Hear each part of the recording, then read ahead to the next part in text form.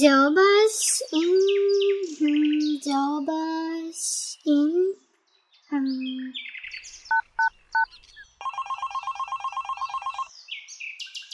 السلام علیکم بابا جان. و علیکم السلام و رحمت الله و برکاته.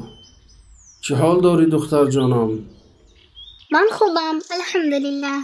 امروز سوالی رو خوندم و جوابش رو فکر کرده ایستادم. خوب، چی سوال بود استون؟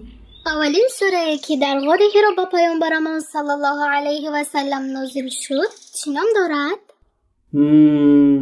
این سوره است که با آیتی اقرأ باسم ربک الذی خلق سر می شود.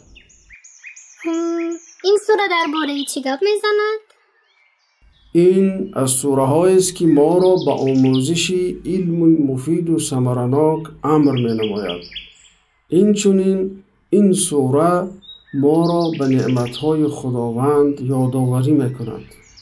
اکنون نام سوره رو دانستی که چی است دختر جان؟ هم بابا جان، من و دوستانم جواب رو به زیرنویس کانال نجم تیوی میفرستیم.